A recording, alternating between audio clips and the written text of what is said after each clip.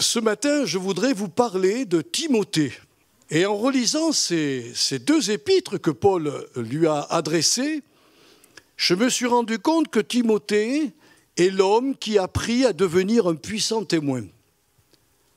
Mais ce que j'aime bien chez Timothée, et je pense que vous allez l'apprécier ce matin avec moi, c'est qu'il nous ressemble beaucoup, ou plutôt nous lui ressemblons. Quand je lis Timothée, je me vois.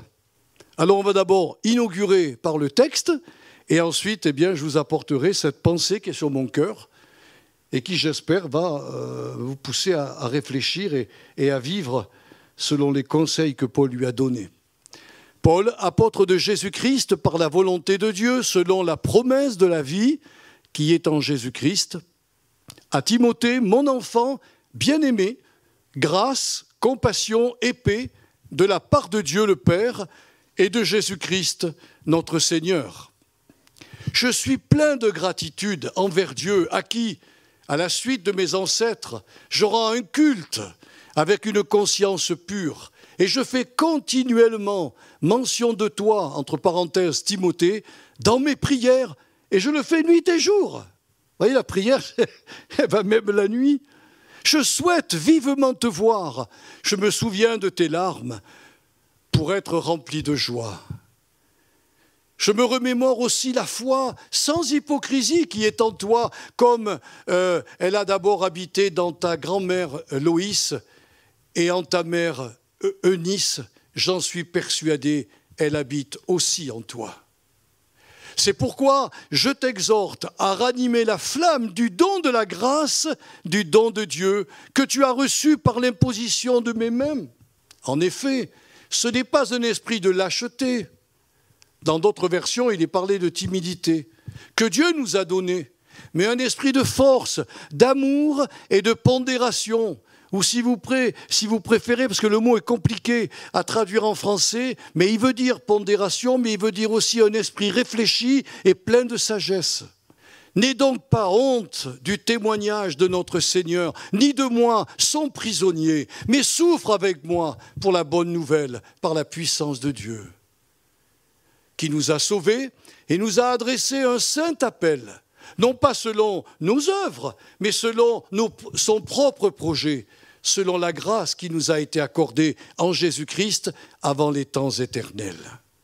Cette grâce qui s'est maintenant manifestée par la manifestation de notre Sauveur, Jésus-Christ, qui a réduit à rien la mort et mis en lumière la vie et l'impérissable par la bonne nouvelle ou l'immortalité, ça dépend des versions.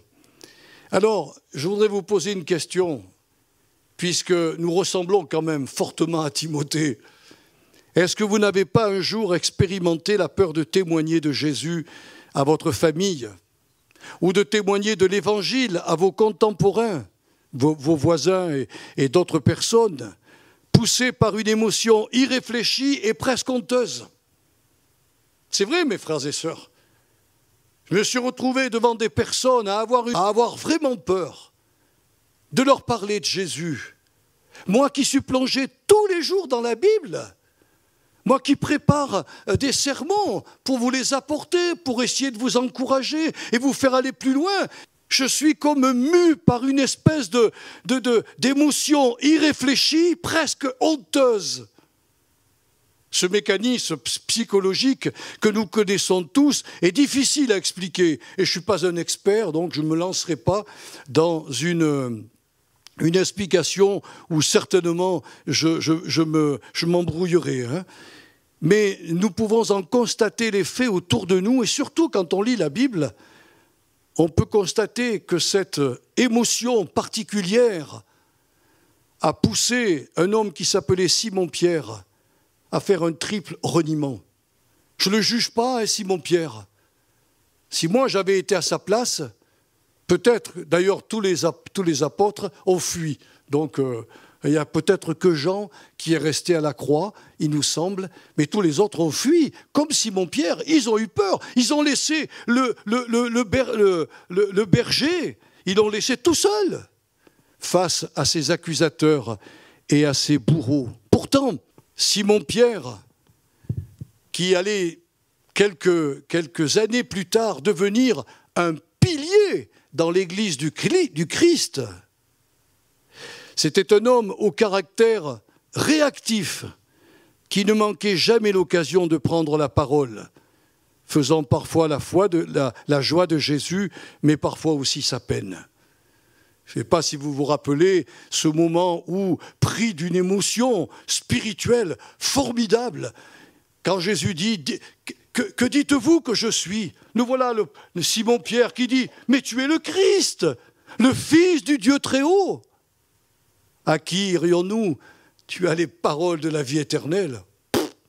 Jésus lui a dit « Chapeau, hein, Simon-Pierre, bravo. » Un quart d'heure plus tard, alors que Jésus explique qu'il va être livré à Jérusalem et qu'il va mourir, il va lui dire « Seigneur, à Dieu ne plaise, je suis là, moi. » Cet homme qui a, et Jésus lui a dit, enfin il s'est adressé à lui, mais surtout à la pensée qui était derrière, il dit littéralement dans le texte original, « Viens derrière moi, Satan ».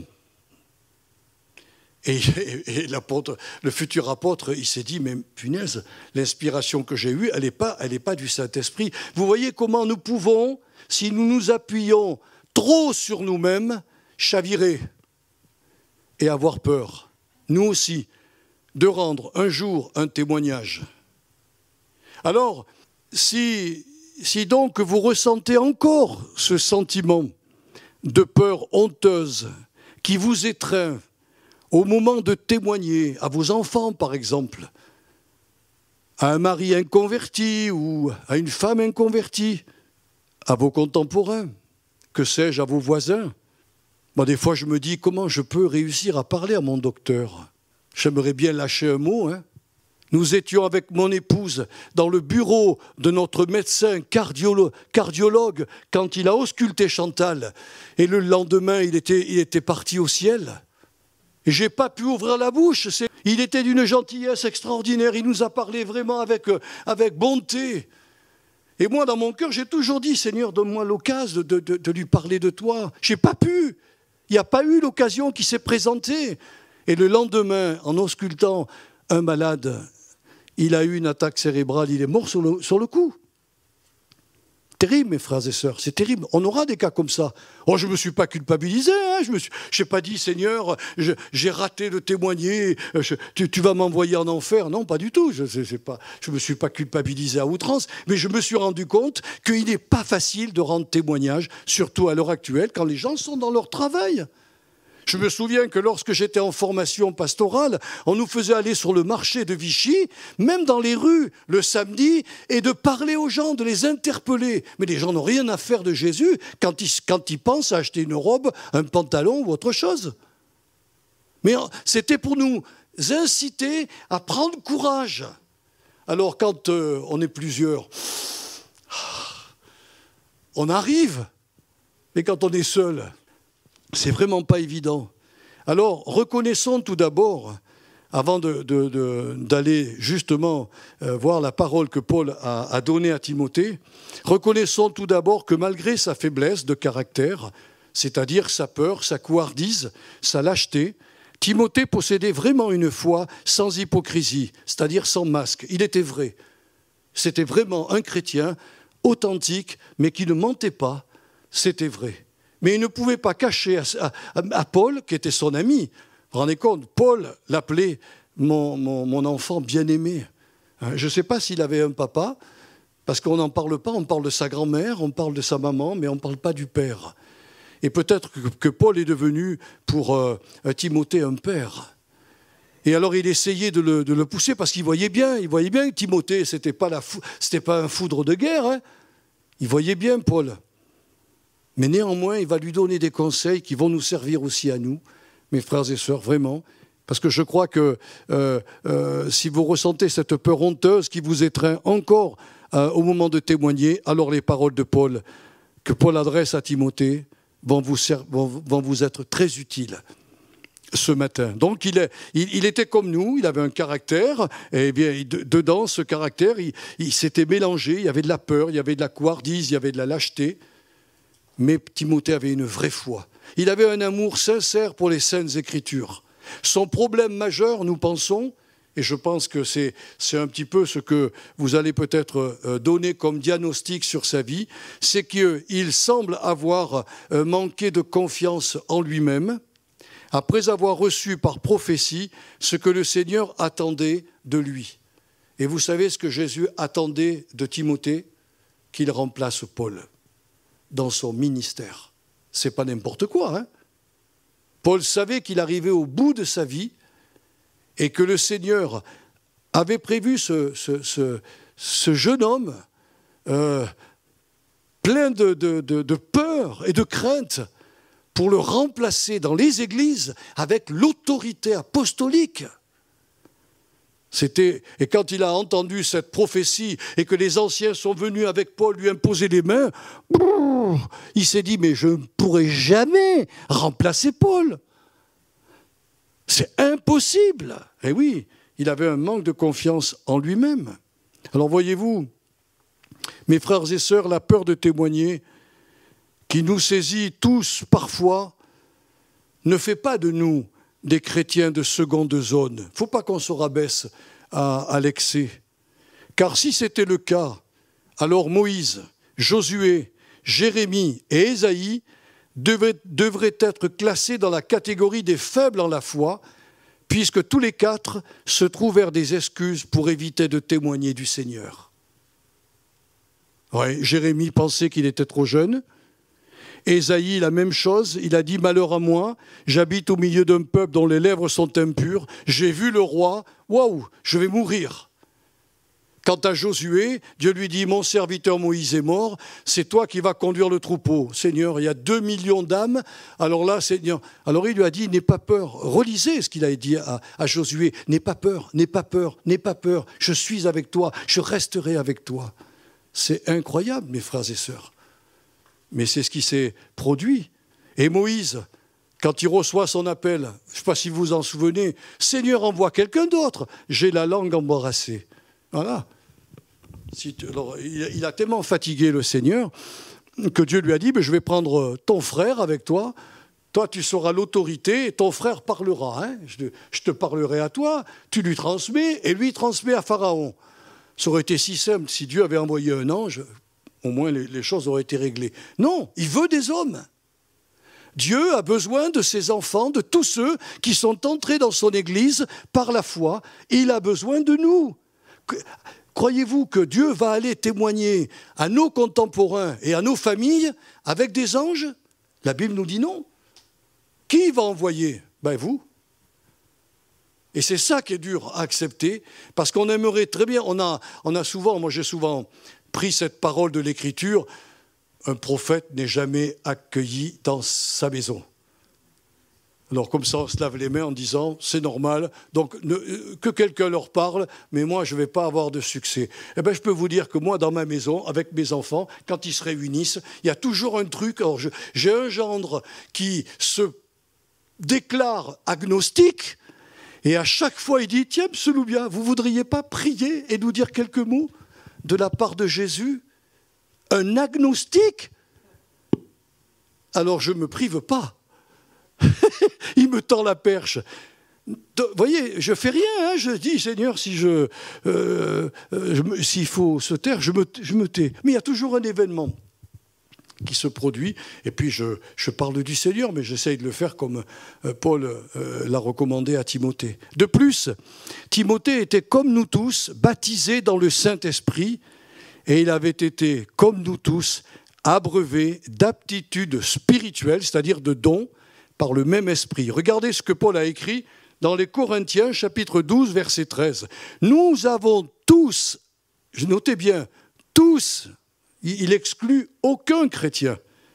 Nous avons tous été baptisés du Saint-Esprit pour former un seul corps, soit juif, soit grec, soit esclave, soit libre, et nous avons tous été abreuvés d'un seul esprit. Mes frères et sœurs, j'ouvre une petite parenthèse. Je côtoie pas mal de chrétiens, et au niveau du baptême dans le Saint-Esprit, il y a une incompréhension, mais flagrante. Et ça, dans les mouvements que nous avons autour de nous, ils pensent que le baptême du Saint-Esprit, c'est une puissance qui vient pour un travail particulier. Ce n'est pas cela au début. Le baptême dans le Saint-Esprit, c'est pour faire partie d'un corps. Je deviens le membre du corps du Christ. Et pour le devenir, c'est le Saint-Esprit qui m'amène dedans. Mais vous avez vu la deuxième action de ce même esprit, c'est que du moment que je suis baptisé dans le Saint-Esprit, il m'abreuve de dons spirituels.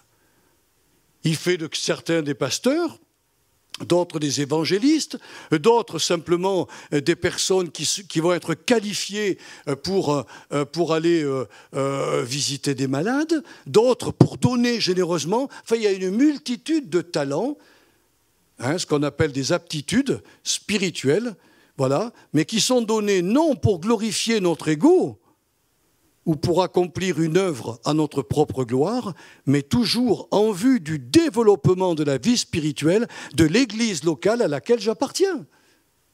Quand Dieu me donne des talents, c'est pour que dans l'Église à laquelle j'appartiens, je prenne ma place et je puisse participer avec les autres dons au développement spirituel de la communauté.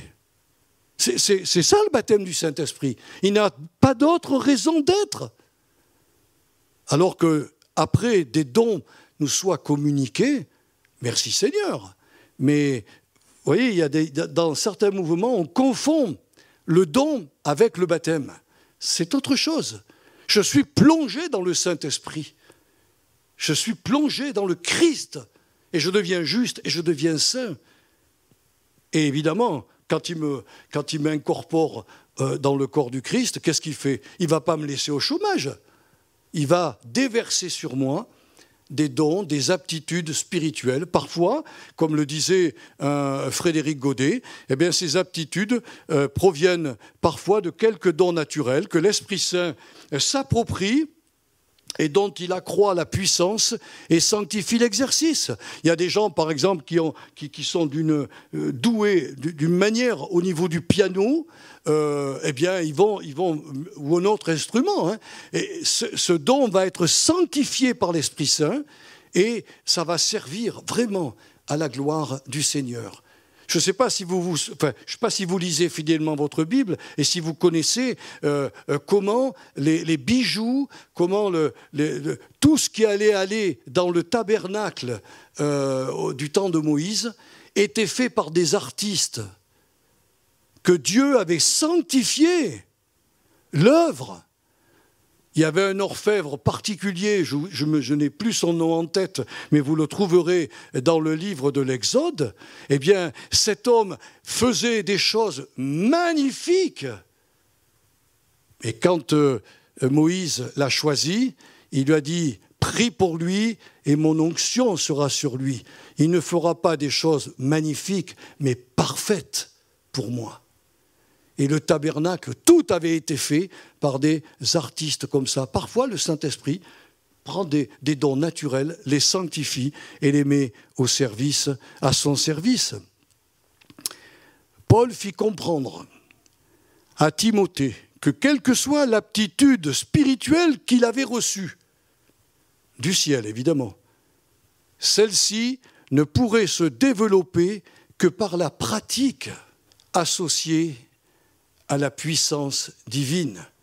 Le problème, c'est la pratique. On ne vous a jamais dit, mes frères et sœurs, que c'est en forgeant qu'on devient forgeron? Vous avez jamais entendu ce dicton? Ben, c'est en pratiquant le don que tu as reçu que tu vas le développer.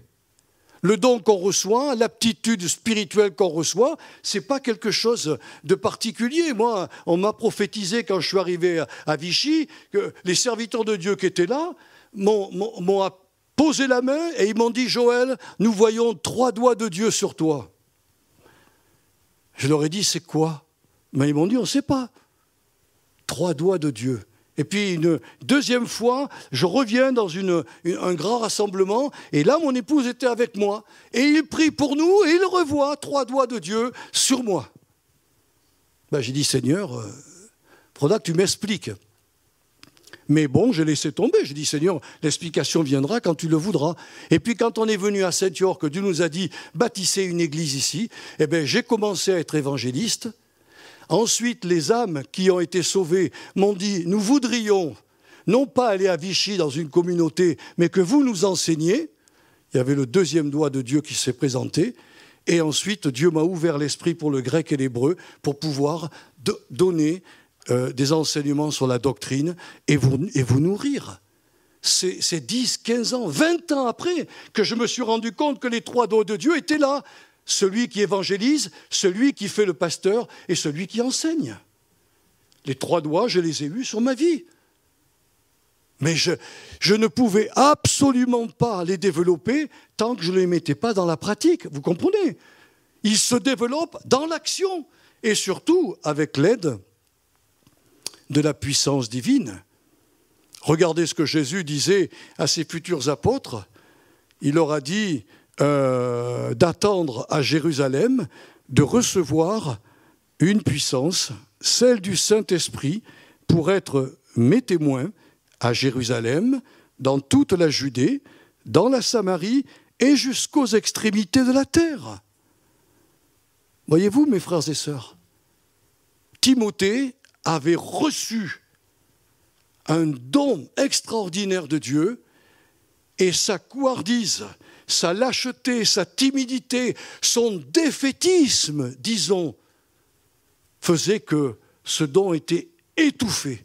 Un peu comme les bûches que vous mettez dans votre fourneau et vous n'ouvrez pas le tirage. Eh bien, vous verrez que les braises vont se diminuer et puis tout va mourir, quoi. Vous retrouverez votre bois, mais il n'aura pas été consumé. Si vous voulez vraiment que les bûches se consument, il faut au moins donner quand même un grand coup d'accélérateur pour que l'air rentre et rallume, ravive la flamme. C'est exactement ce que Paul a dit à Timothée. Ton cœur est comme un foyer, mon ami. Tu as des bûches en toi, un don de Dieu, tu as plein de choses. Il faut que tu souffles dessus. Il n'a pas dit, va voir un pasteur pour qu'il souffle dessus. Ah non, c'est toi qui dois le faire. Et je vais vous le montrer. Quand il a dit donc de ranimer en son âme la flamme du don de Dieu, Paul va lui montrer qu'il a reçu en lui, par l'Esprit Saint, la capacité de neutraliser ses émotions charnelles, pas de les, pas de les détruire, hein.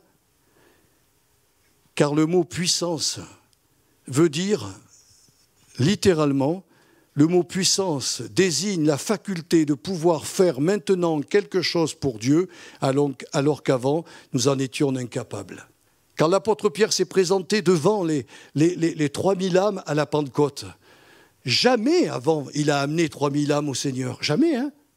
Mais là, quand il a reçu le Saint-Esprit et la puissance du Saint-Esprit, cette capacité que Dieu donne à tous ses enfants, je précise bien, à tous ses enfants, et vous l'avez, c'est de pouvoir faire aujourd'hui des choses que vous ne pouviez pas faire avant. C'est en agissant sur ce premier levier que nous serons à même de ranimer en nous la flamme du don de la grâce, dont les 3 composantes, on les a lues ensemble, c'est la force. Or, c'est surprenant, la force, le mot dynamis, c'est le mot puissance. Quand Jésus a dit « vous recevrez une puissance », c'est le mot dynamis qu'il a employé. Dynamite, si vous préférez, en français. Et cette force va faire que notre caractère va être façonné pour affronter toutes les situations compliquées et difficiles. Toutes, sans exception.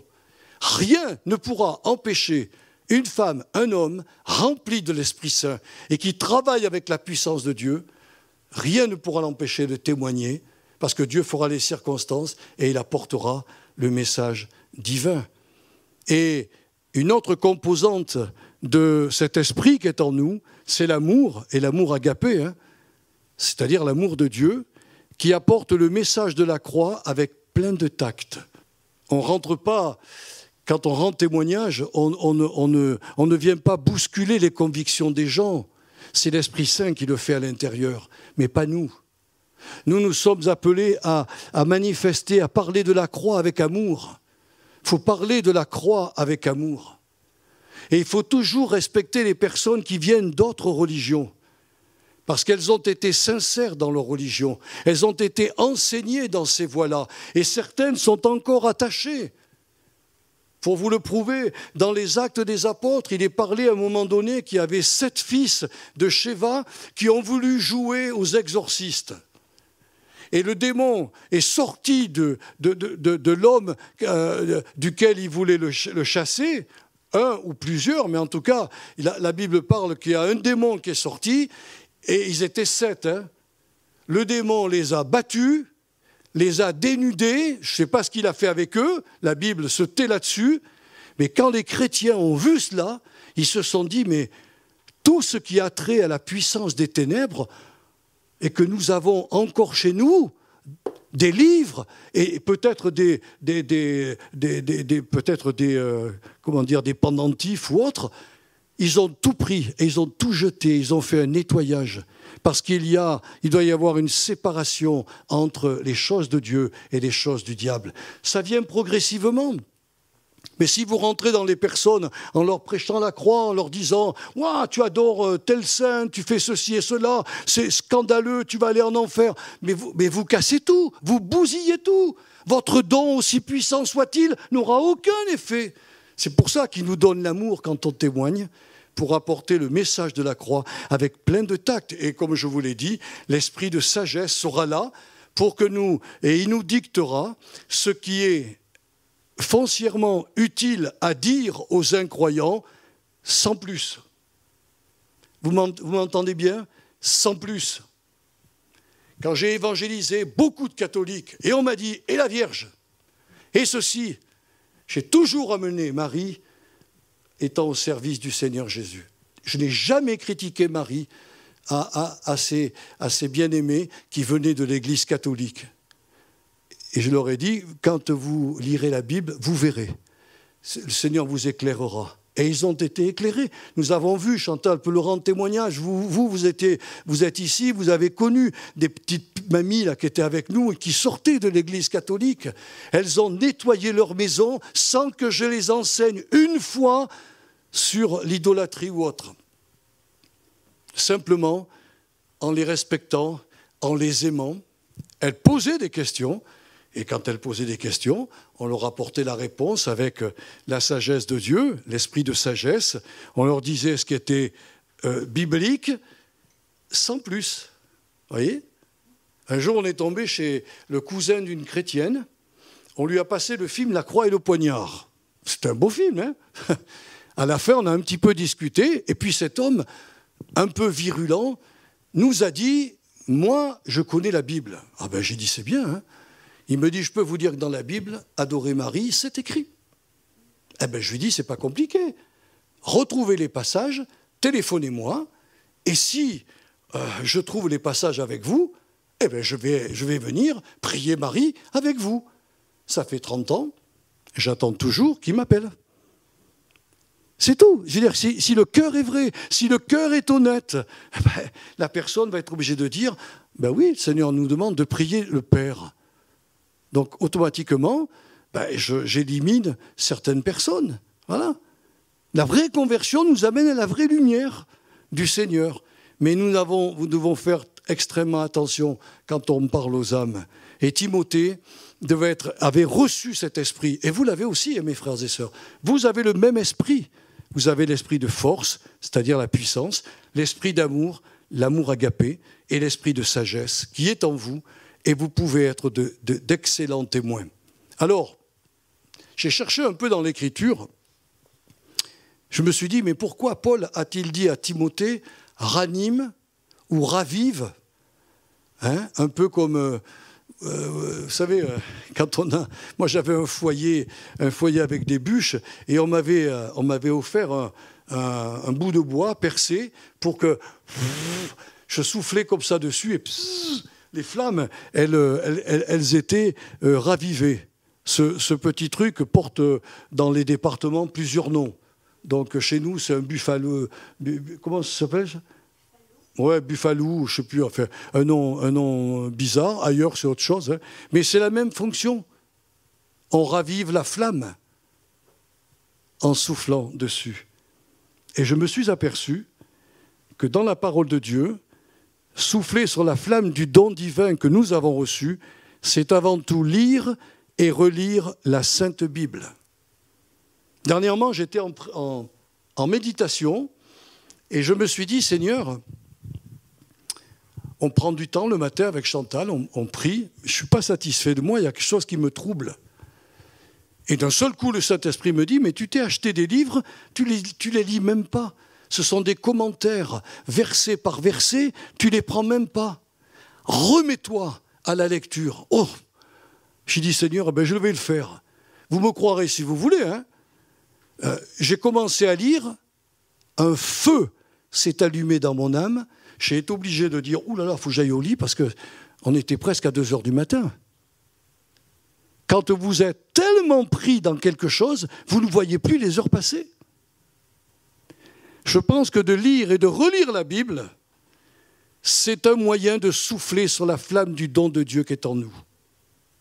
C'est aussi, il me semble, l'art d'écouter le plus souvent possible des prédications inspirées. Un jour, j'étais sur YouTube et je regardais certaines choses, des annonces qu'on nous mettait dessus. Et voilà que parmi ces annonces, je vois Joseph Prince. Joseph Prince, il est pasteur en Asie d'une immense église, 30 000 personnes, et il prêche sur la grâce de Dieu. Si vous connaissez son nom, il s'appelle Joseph Prince. Allez sur Top Chrétien et tapez. Vous n'avez que des messages en français de cet homme. Ces messages durent entre 20 et 25 minutes. Mes frères et sœurs, c'est une nourriture incroyable qu'il nous apporte. C'est le Seigneur qui lui a donné ce talent, ce charisme. Et bien la dernière fois, j'étais en train, alors que je regardais des trucs qui ne valaient mais pas un clou, je suis tombé sur ce frère, je l'ai écouté, waouh, mon cœur a repris vie. La flamme de Dieu était en moi. Je me disais, mais je vais sortir et je vais témoigner. Mon cœur avait repris vie. Hein, les prédications inspirées sont des moments tellement précieux. Et puis il y a aussi le partage avec d'autres chrétiens, partage de nos propres expériences. Je regrette qu'on n'ait plus ensemble, comme on le faisait avant, le partage de nos expériences de la semaine. Tiens, moi j'ai vécu ça avec le Seigneur. Ah ben moi aussi, figure-toi, j'ai prié, puis je suis très étonné ce que Dieu m'a dit. Qu'est-ce qu'il t'a dit? Et la personne vous explique son expérience, ça l'enrichit parce qu'elle en parle, et vous tirez des leçons de la grâce et de la bénédiction de Dieu qu'elle a vécue. Et je crois qu'il ne faut pas oublier cela, lire la Bible, écouter des messages inspirés et partager nos expériences. C'est de cette manière que la parole du Seigneur, nous dit Jérémie dans le chapitre 23 et verset 29, deviendra comme un feu dans vos âmes. Ma parole, dit l'Éternel, est un feu dans vos âmes. Pas moi qui l'invente, hein, c'est écrit. Et je terminerai avec cela, mes frères et sœurs. N'est-ce pas ce qui est arrivé aux disciples d'Emmaüs? Vous les connaissez, ces deux braves. Ils étaient deux braves disciples, complètement anéantis de ce qui s'était passé, de ce que le Christ était mort en croix. On pensait qu'il allait révolutionner Israël, qu'il allait faire ceci, faire cela. On est mais déçus, tu ne peux pas t'imaginer. Il parle à un troisième personnage. Ils sont défaitistes. Et ce troisième personnage qui chemine avec eux leur explique dans l'Ancien Testament, dans les prophètes et dans les psaumes, ce qui le concernait. Et ils l'écoutent attentivement, mais ils n'ont pas découvert que c'était Jésus. Puis ils arrivent à une auberge, on va boire un coup, et puis ils se mettent à table, et puis ils prennent un morceau, et voilà que le Seigneur se met à rendre grâce. Ils ont tout de suite vu le Seigneur, puis il les a quittés. Regardez ce qu'ils ont dit. Notre cœur ne brûlait-il pas au-dedans de nous lorsqu'il nous parlait en chemin et nous expliquait les Écritures? Luc 24, versets 28 à 35.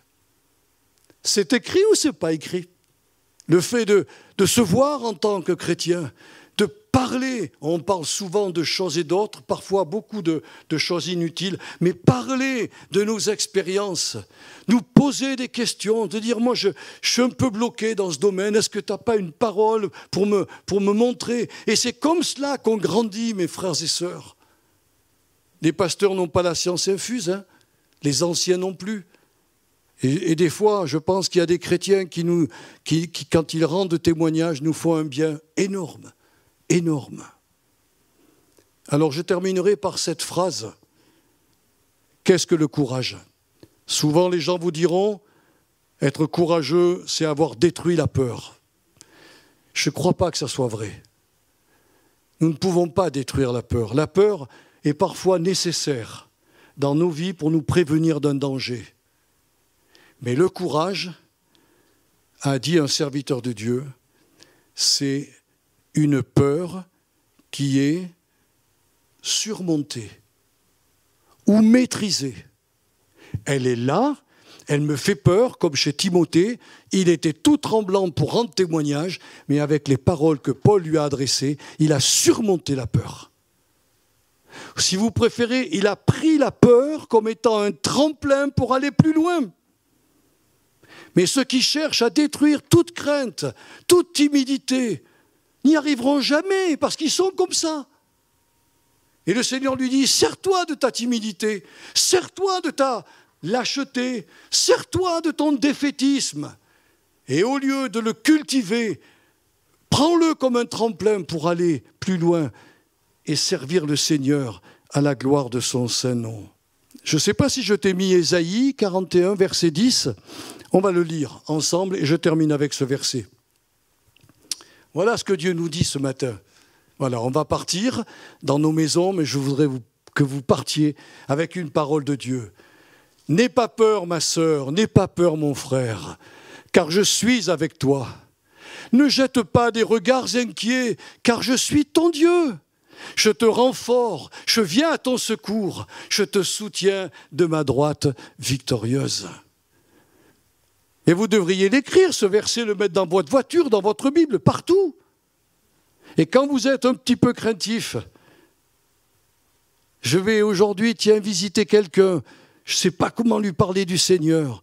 Lisez ce verset, je suis avec toi. Promène pas des regards inquiets, ne te fais pas de soucis, je suis ton Dieu, je vais t'aider dans tout ce que tu vas faire. Parce que j'ai soufflé sur toi, j'ai mis mon esprit en toi et ma puissance habite en toi.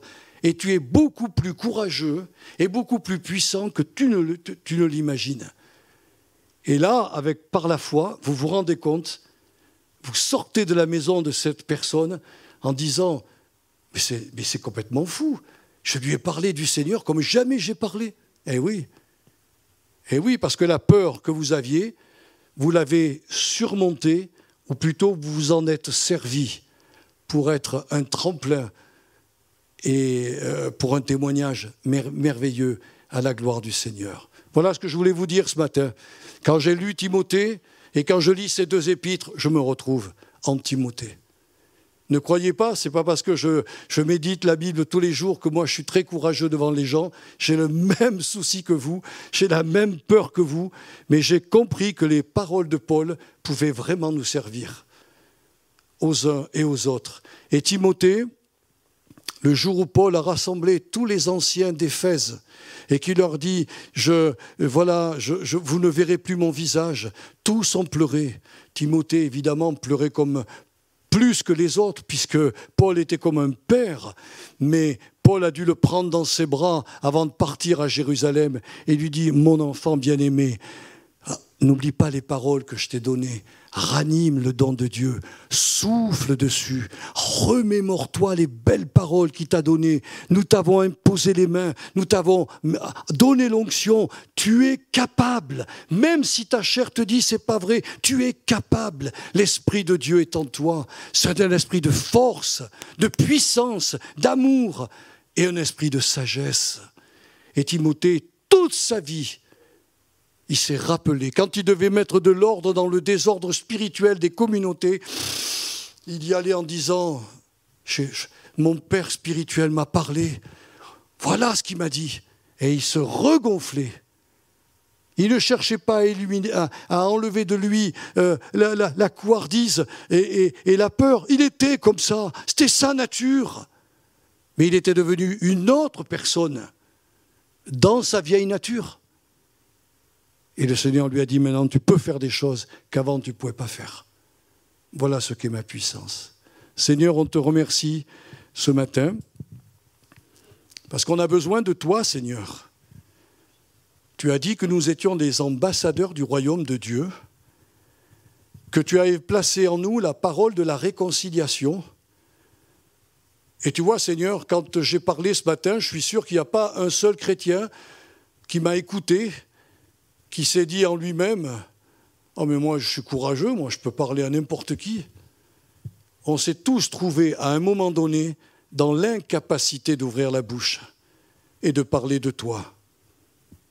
Et on n'est pas pour cela des chrétiens de seconde zone, mais on est comme Moïse, comme Josué, comme Jérémie, comme tous ceux, Seigneur, comme Gédéon. Pauvre Gédéon, qu'est-ce qu'il a eu peur? On est tous comme Timothée, mais les paroles que Paul lui a adressées vont nous servir à nous pour maîtriser nos peurs, maîtriser nos craintes, maîtriser notre tendance faible, parce qu'on annonce une parole de vie dans un monde où les gens sont morts. C'est pas facile de prêcher de telles choses, mais tu veux faire de nous de puissants témoins, comme Timothée. Alors je bénis mes sœurs, je bénis mes frères, et je te dis, Seigneur, oui, fais de nous de puissants témoins de ta gloire, au nom de Jésus. Amen.